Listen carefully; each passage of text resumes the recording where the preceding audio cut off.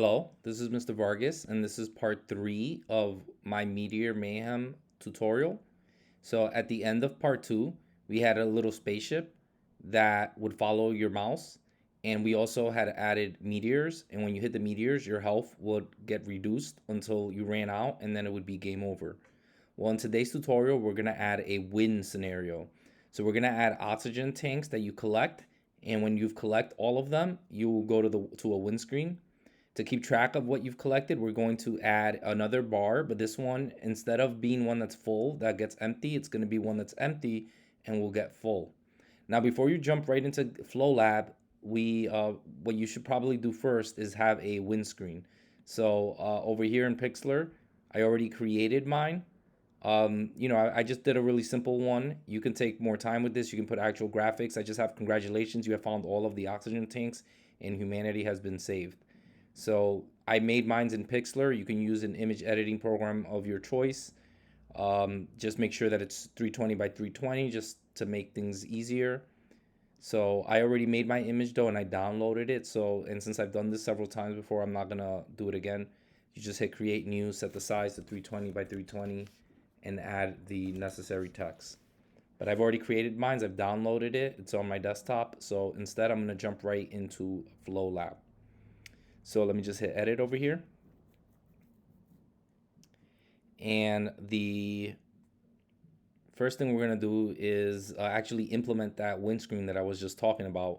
So we're gonna do this very similar to how we did the game over screen. And in fact, this whole tutorial today is actually really similar to the game over, right? We're gonna use bars to keep track of something.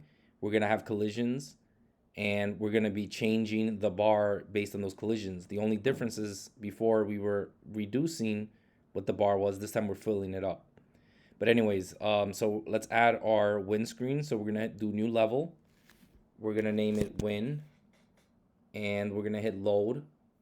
We're going to click in the left corner. We're going to hit create, call it win screen.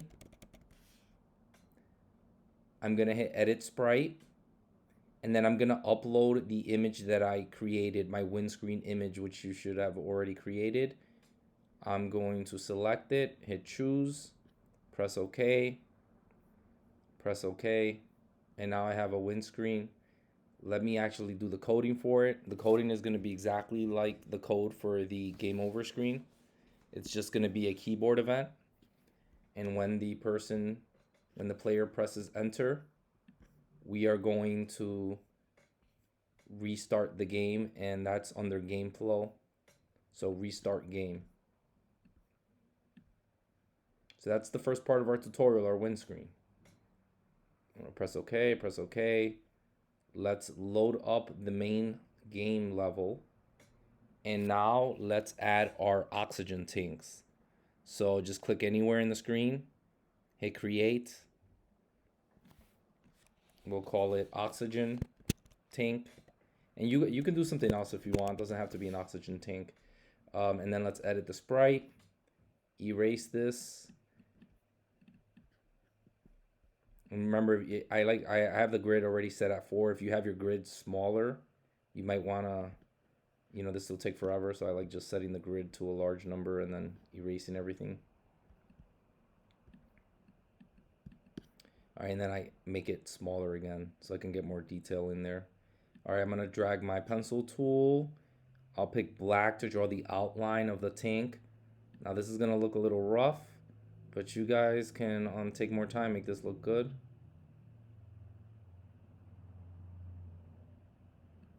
So here's my oxygen tank. I'm gonna put like a band in the middle.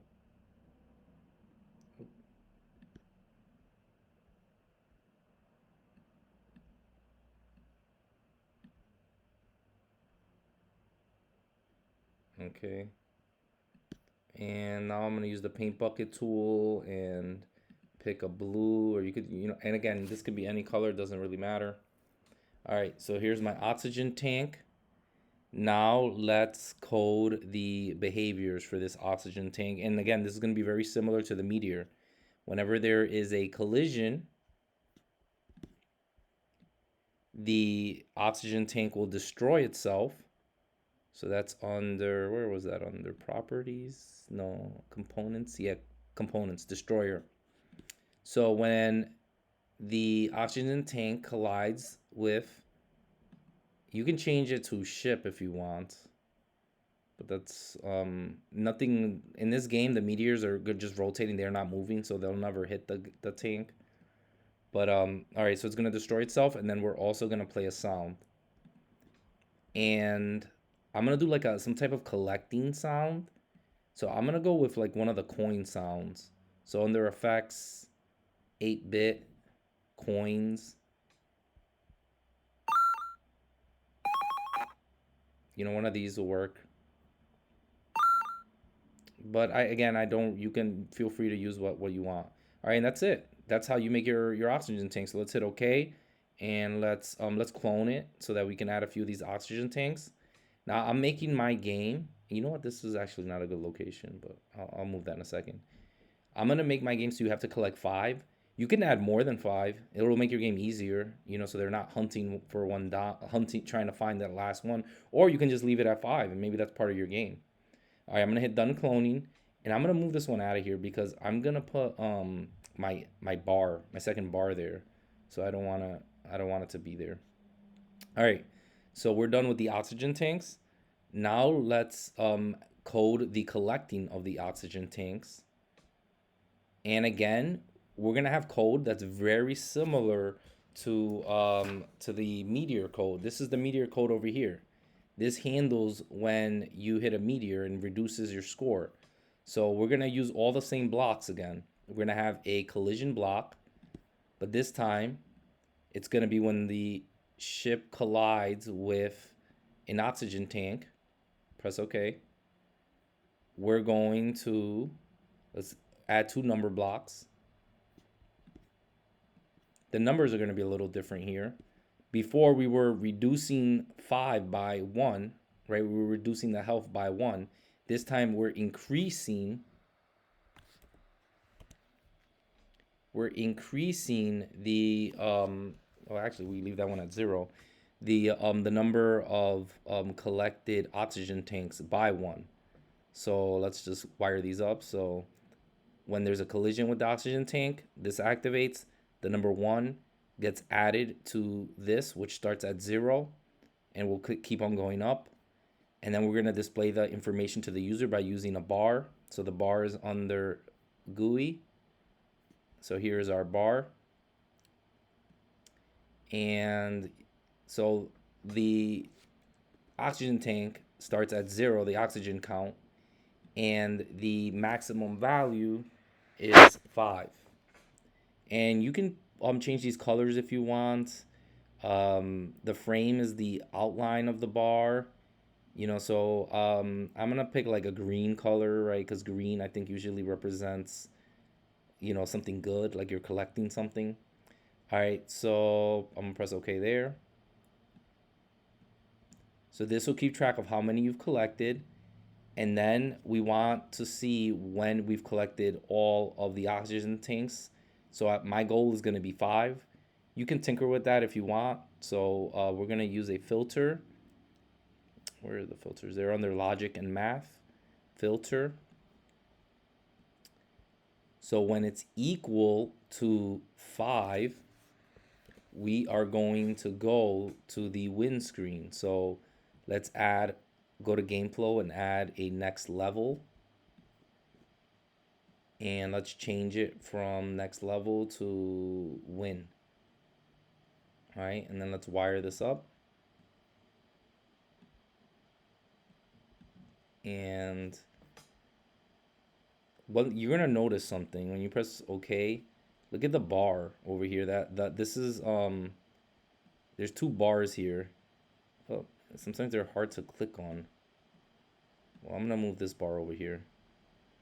So this is our health bar, and this is the bar of collected oxygen tanks, and you can have these in either order. It's up to you what order you have them in. All right, so let's test our game. So notice when I collect, that goes up, but notice when I hit a meteor, that other one goes down.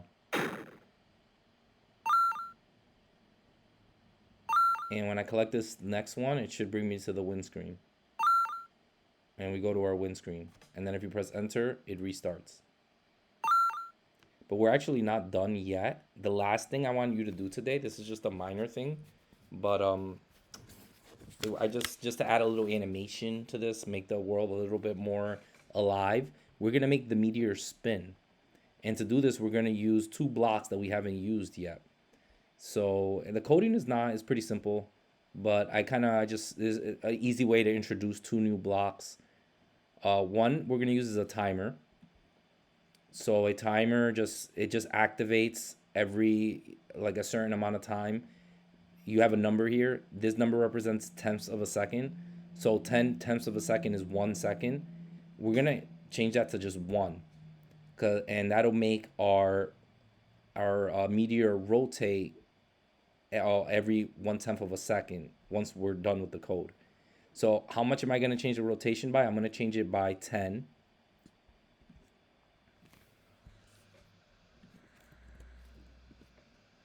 So when the timer activates, it's gonna activate this 10, and then we're gonna go to rotate. Where's the rotate? I forgot where it was at. It's under it's under properties. That's where it is. Properties, rotation. So we're just going to go out from the number into the add of the rotation block, and let's test and make sure that works. Oh, and it's not working. Why is it not working?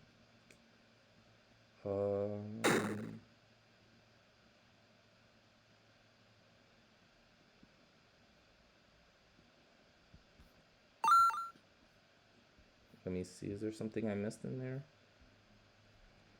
Let's see. Repeats. Oh, the repeat is set to. I meant to click repeat forever. That's why it's not working. So you have to set that to repeat forever, and then it'll work. So don't forget to do that. When you do the timer, set it to 1 and select repeat forever for it to work properly. All right, so let's test now. And now you see it rotating. And if you want it to look smoother, you can even, instead of 1, you can change it to, and you could decrease the rotation number instead of having it rotate 10 degrees. But you can play around with it. You can if you want, you can even try doing random so that they're not all rotating like synchronously. That will probably make it even look more realistic. But that's it. This is it. This is the end. Oh, opening my preferences. This is the end of part 3.